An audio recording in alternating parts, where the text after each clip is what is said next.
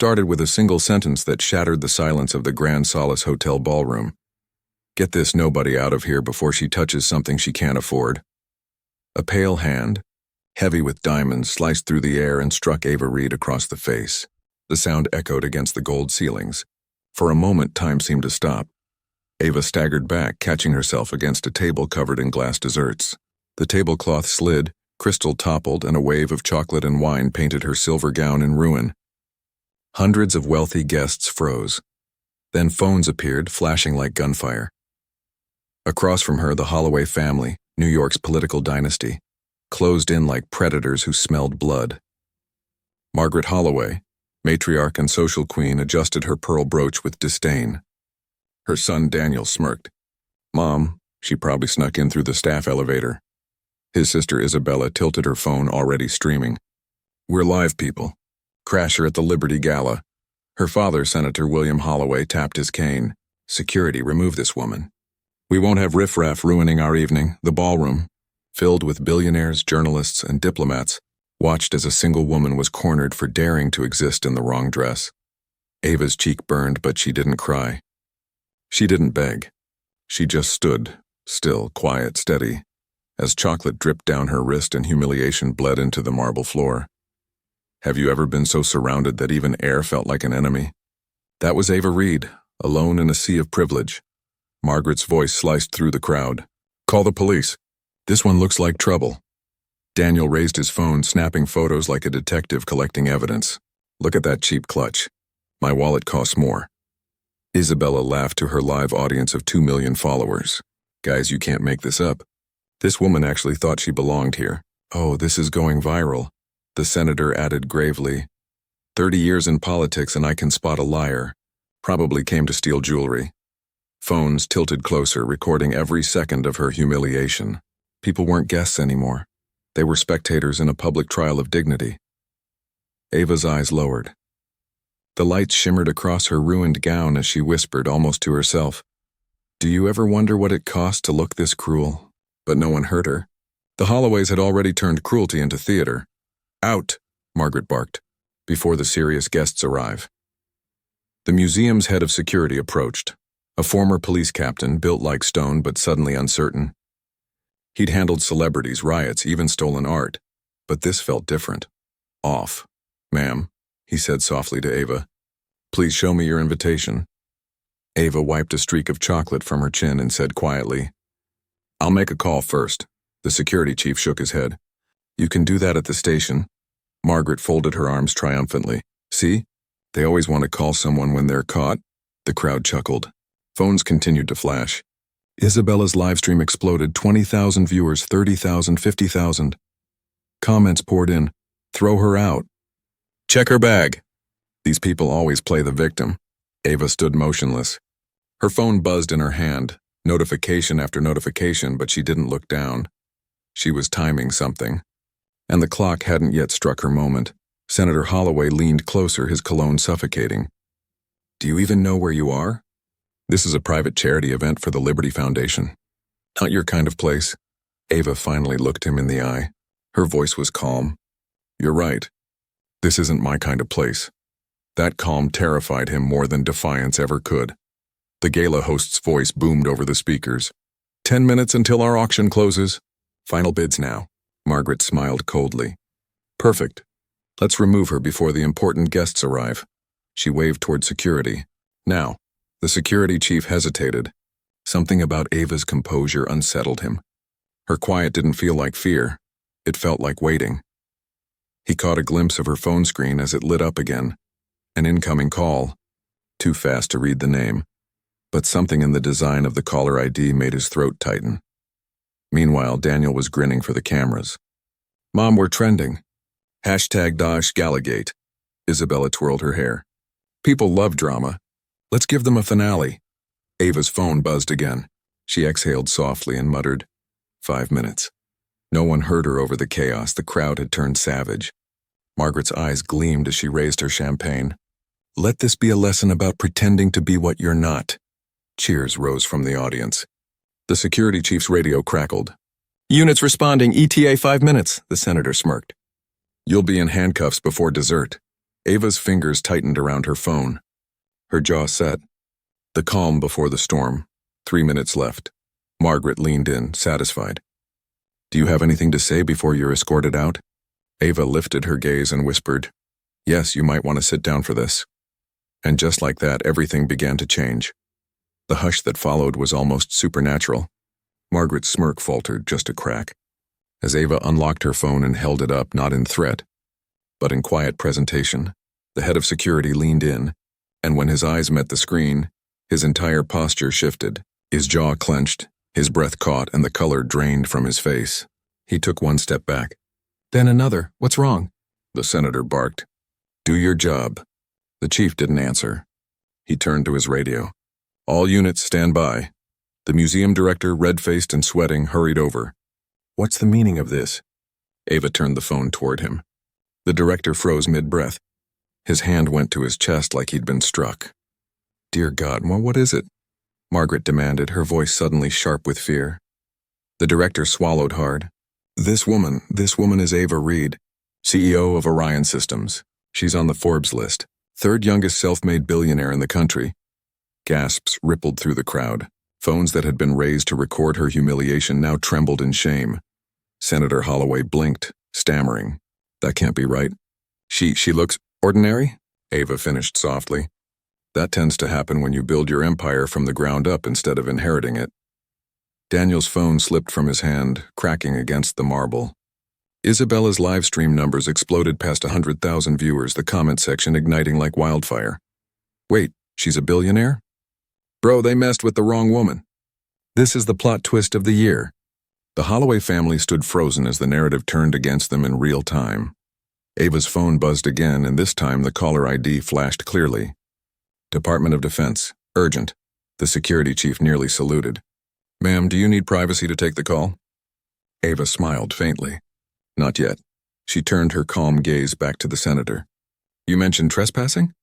I'm actually one of the major sponsors of this event. $50 million wired to the Liberty Foundation this morning. The crowd gasped again. The museum director fumbled with his tablet, searching the donor ledger. His face went pale. It's true. The Reed Foundation, anonymous benefactor, $50 million. Margaret's world began to tilt. That's not possible. Ava met her eyes. Possible doesn't need your permission. The senator's cane wobbled in his grip. This is some kind of trick. Ava opened her leather clutch and pulled out a folded document. Here's your trick. A formal letter from the Department of Defense verifying Orion Systems' exclusive contracts with the U.S. military. Annual value, $2.4 billion. I sign their renewal papers next week. Guess whose companies supply your husband's political donors? The silence was absolute. Only Isabella's live stream still captured everything, her camera shaking in disbelief as her own audience roasted her in real time. Ava continued, her voice steady but rising with quiet power. You've built your names on legacy and arrogance. I built mine on intelligence and persistence. And tonight I'm going to teach you what happens when you mistake humility for weakness. Daniel's throat went dry. What do you want from us? Nothing, Ava said. Except accountability. The crowd parted as if some invisible wind had swept through the room. The head of security straightened and addressed the family. By order of the museum board, Ms. Reed will not be touched. Any interference will result in immediate removal. Margaret stumbled back a step, disbelief morphing into terror. This can't be happening. Ava opened another document, financial summaries, legal agreements, campaign contributions. Each paper bore an embossed seal. She looked at each of them in turn, her calm gaze cutting deeper than any insult ever could. Margaret Holloway, she began, her tone even. Your family foundation receives anonymous donations totaling $200 million over the past 5 years. Every dollar came from me. I paid for your scholarships, your charity wings, your precious social status. Without me, your empire collapses in a week. Margaret's lips parted in disbelief. Why would you? Because I once believed that helping people like you might inspire empathy, Ava interrupted. I was wrong. She shifted her gaze to Daniel. And you, Mr. Holloway Jr., your company, Holloway Defense Technologies, makes up 40% of its revenue through Orion Systems. You brag about running the biggest defense supplier in the Northeast? That's only true because I kept signing the contracts. I can also cancel them. Daniel's mouth opened, but no words came. His corporate armor was gone, replaced by raw panic. Ava turned to Isabella. Your influencer career depends on brand deals from companies I own shares in. You promote luxury fashion lines, Marcelli, Othea, and Beline, all funded by my private equity firm. A single phone call from me ends your career before sunrise. Isabella's lip trembled. I didn't know. That's the problem, Ava said. You never think before you destroy. The senator gripped his cane so hard his knuckles turned white. This is extortion. Ava stepped closer, voice quiet but lethal. No, Senator. This is consequence. For 3 decades, you've funded policies that protect privilege and punish equality. You're about to understand the cost of that. She handed him a folder filled with campaign finance records and signed committee endorsements. $12 million. That's how much of my company's political contributions have kept you in office. You owe your seat to me, and I'm taking it back. The senator stared at the papers as if they were burning. You wouldn't dare, Ava smiled. Try me. Her phone buzzed again, louder this time, and the screen flashed with another incoming video call. White House, Situation Room, everyone saw it. Everyone understood. The senator's legs nearly gave out. Margaret reached for her son's arm for balance. Isabella's phone slipped from her trembling fingers. Ava answered the call, spoke briefly, and ended it without emotion. Then she looked around the ballroom and said quietly, You've mistaken silence for submission. That's over now. The room fell completely still, and Ava Reed began to lay down her terms. Ava didn't raise her voice. She didn't need to. Every word she spoke carried the weight of power that didn't need to announce itself. Each of you has one choice, she said evenly, her tone quiet but absolute. Compliance or collapse. Her gaze shifted first to Margaret. The once dominant matriarch looked smaller now, her pearls trembling against her collarbone. Margaret Holloway, Ava began, you will release a public apology within 24 hours. It will be genuine, personal, and broadcast live. You will resign from every charity board you sit on and issue a public statement, admitting to the discrimination you displayed tonight. Then you will donate $10 million to the Equal Rights Initiative within 48 hours. That money will fund scholarships for young women you would have once ignored. Margaret shook her head weakly. You can't dictate my life. Ava cut her off softly. If you don't, I withdraw every cent from the Holloway Foundation. Without those funds, your husband's name becomes a headline about fraud, not philanthropy. You'll be forgotten faster than this gala ends. Margaret's breath hitched. Her hand went to her chest as though her own reputation were suffocating her. Ava turned next to Daniel, whose face had gone ashen. Daniel Holloway, CEO of Holloway Defense Technologies, she said. You will issue an apology to your employees and your shareholders. Within 30 days, your company will implement diversity training and elevate 3 qualified executives from underrepresented backgrounds to senior leadership positions. Public reports will confirm compliance. You'll personally fund the initiative. He stared at her, broken. And if I refuse? Ava took a step closer. Then I terminate every contract your company has with Orion Systems.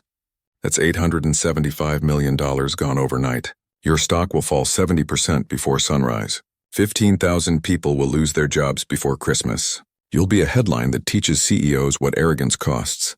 Daniel's throat tightened. You'd destroy my company? No, Ava said simply. You already did that yourself. I'm just choosing whether to rebuild it or bury it. The senator's face was pale, his hand trembling on his silver cane. He tried to recover some authority, forcing his voice into steadiness. You can't threaten a sitting senator, Ms. Reed. Ava tilted her head.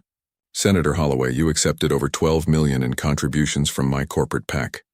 That money came with an expectation, ethics, fairness, and integrity. You violated all 3 tonight. Here's what happens next.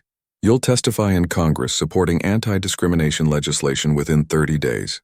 You'll sponsor 3 equality bills and return my $12 million to national civil rights organizations. You'll do this publicly on record, or I'll provide the ethics committee with this file.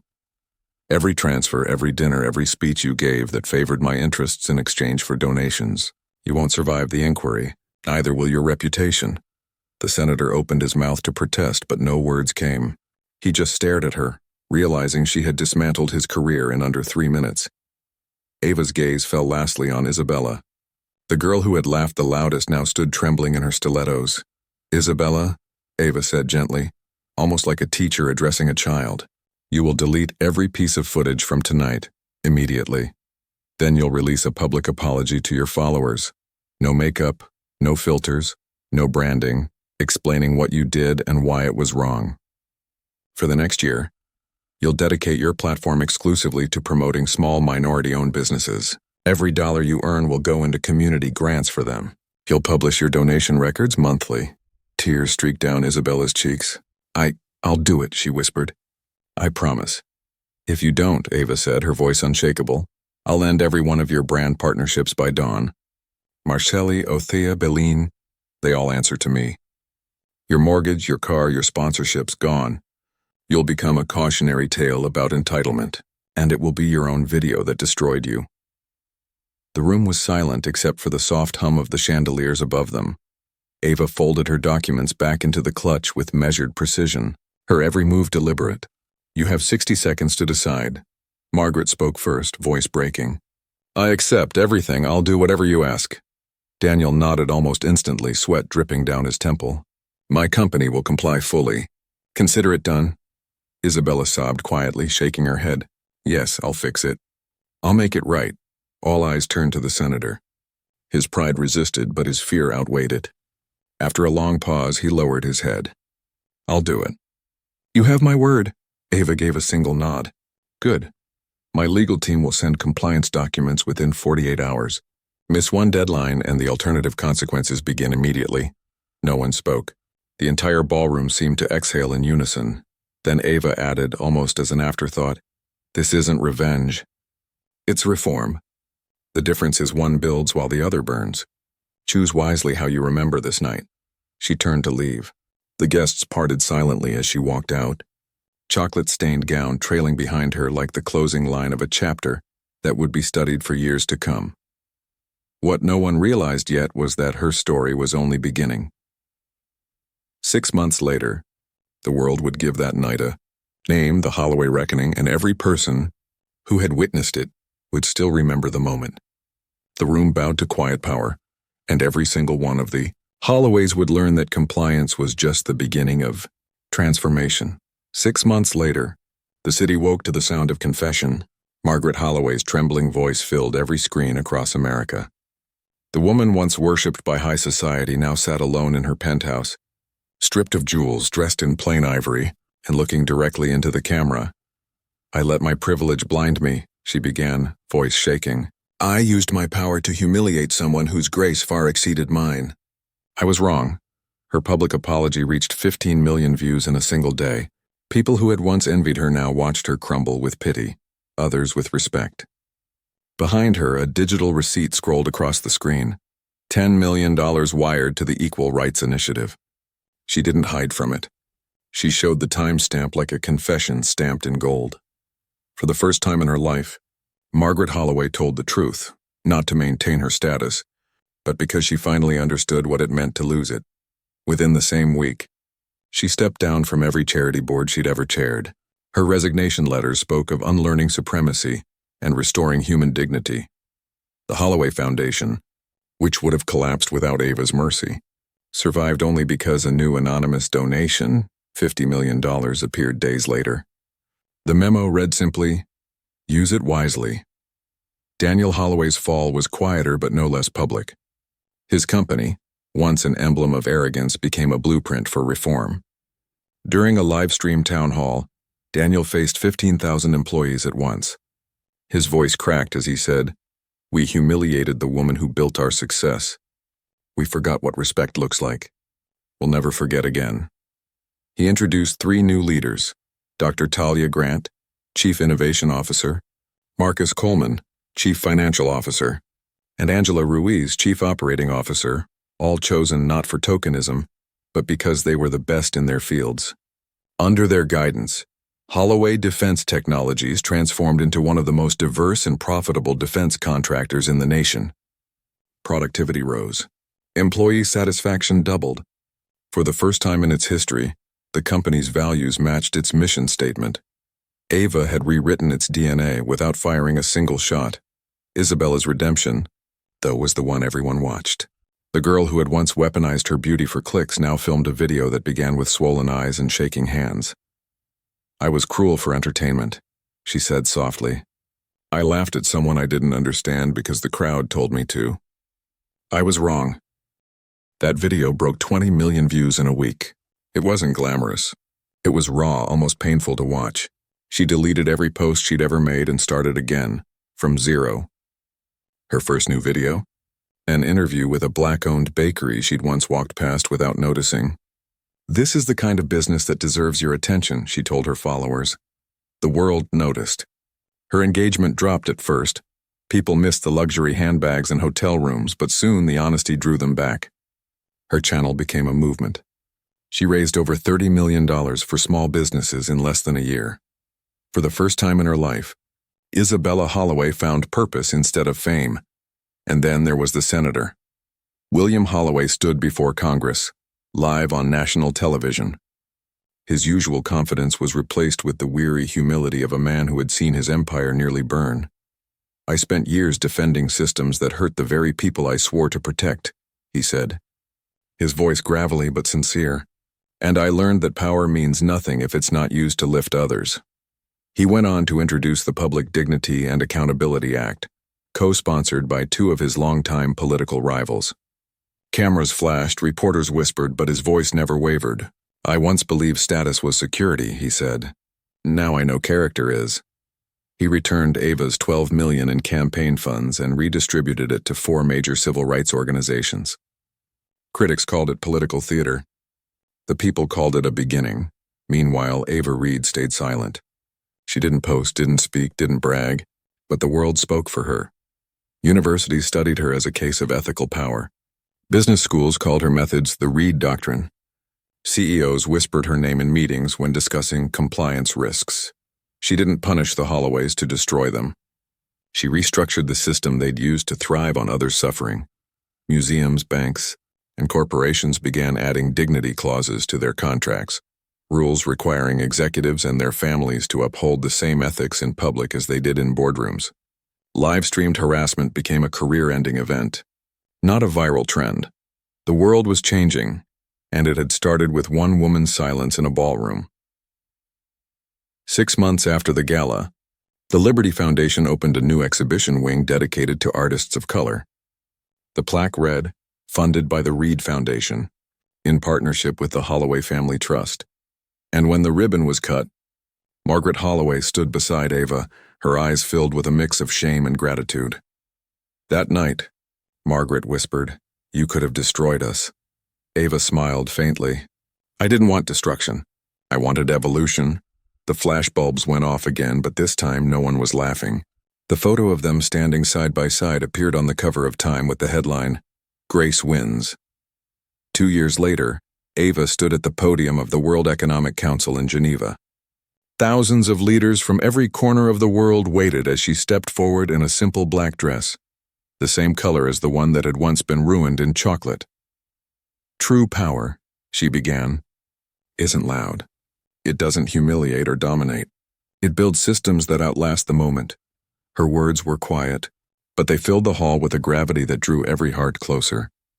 Behind her, a projection screen displayed a statistic. Discrimination incidents at elite events had dropped by 71% in 2 years.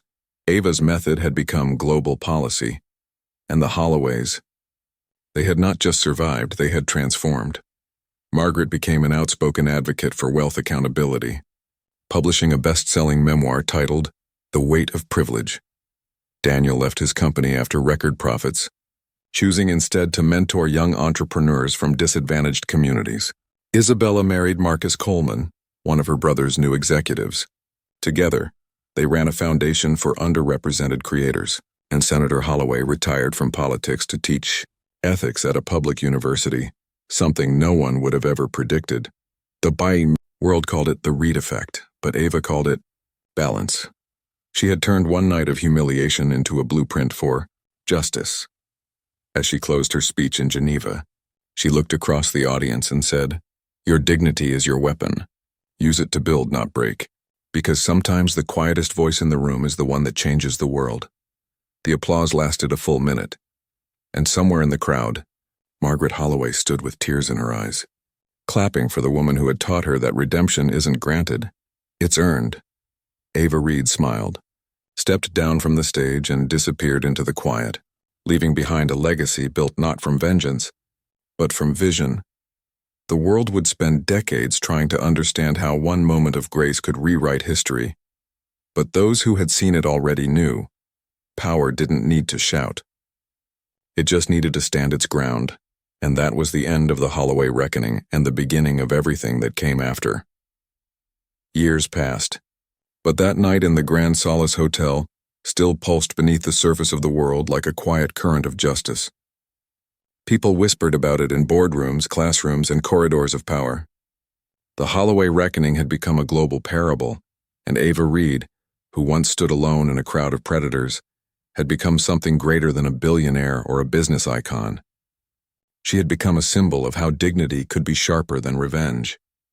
By the 5th anniversary of that night, her influence had woven itself into every system that once ignored women like her. Every government contract now contained what analysts called the Reed Clause, a moral accountability rule linking corporate conduct to public values. Every major corporation kept an ethics compliance officer, reporting directly to the CEO, not HR. And every university that taught leadership opened its first lecture with one question: what would you do if the world watched you humiliate its conscience? Ava's name was etched into history not through speeches but through systems, yet she remained as private as ever, living quietly in an old townhouse in Brooklyn. No guards, no entourage, just stillness. On a late spring afternoon, she stood at her window overlooking the East River. Her phone buzzed once. It was a message from Margaret Holloway. "Ava, the world calls you powerful, but what you gave us was freedom. I hope we've made you proud." Ava smiled softly. She didn't reply right away. Instead, she opened a folder on her desk labeled simply Continuum. Inside were files outlining her next initiative, a private network that connected women in leadership positions globally, women who had faced discrimination and turned it into reform. Each one had her own story of transformation. Ava wrote the first line of the founding statement. Quiet power doesn't end when the world changes. It begins again where others stop. Then she closed the folder and looked at the photo framed beside her. Computer, herself and Margaret at the Liberty Wing opening, both smiling, both changed. As she set the frame back down, the doorbell rang. It was Daniel Holloway, older now but lighter somehow. He stepped inside, carrying a folder of his own. "I didn't come for business," he said with a nervous smile. "I came to say thank you." Ava studied him carefully. "For what?" "For saving us," he said quietly. "Not from you, from ourselves." She gestured for him to sit, and they talked about leadership, forgiveness, and the strange peace that comes when ego dies and purpose begins. Daniel told her that the Holloway Foundation had just funded a new project, a public innovation center named the Ava Reed Institute for Ethical Leadership. Ava blinked, surprised. "You used my name?" He nodded. "It felt right. You changed how the world defines power." For the first time in years, she looked away, humbled. "I didn't do it for my name." "I know," he said. "That's why you deserve it." Later that evening, after he left, Ava walked along the waterfront, the breeze catching the edges of her coat. City lights shimmered like the memory of that fateful night, each reflection a reminder of where it all began. A group of young women approached her, hesitant but excited. "Ms. Reed?" One of them asked, holding a small notepad. "We're law students. We study your case every semester. We just wanted to say thank you." Ava smiled, her eyes kind. "Don't thank me," she said. "Just keep going. One day the world will underestimate you too. And that's the day you'll realize how powerful you really are." They left inspired, their laughter echoing down the boardwalk. Ava looked out over the water and whispered to herself, "Power doesn't destroy, it restores." That night, she returned home and drafted her final essay for an upcoming global summit. It read more like a letter than a speech. The world will always have its Holloways, people who mistake privilege for worth. But it will also have its Reeds, people who turn pain into blueprints for change. The true victory isn't making your enemies fall. It's teaching them how to rise differently. We don't change history by shouting louder. We change it by standing so quietly firm that the world can no longer pretend it doesn't hear us.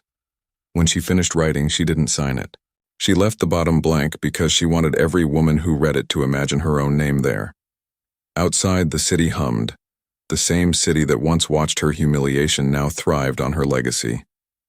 The night sky shimmered over the skyline, each light a small victory against darkness. And Ava Reed, once the target of mockery, closed her eyes and smiled. She had turned humiliation into harmony, prejudice into progress, and cruelty into curriculum. Some called it luck, some called it destiny. But those who understood called it something simpler: the quiet power of knowing your worth. And long after her story ended, it was that silence, steady, fearless, unforgettable, that kept echoing in the hearts of those who chose dignity over dominance. Because in the end, it wasn't the slap that defined Ava Reed. It was the way she stood still afterward and changed the world without ever raising her voice.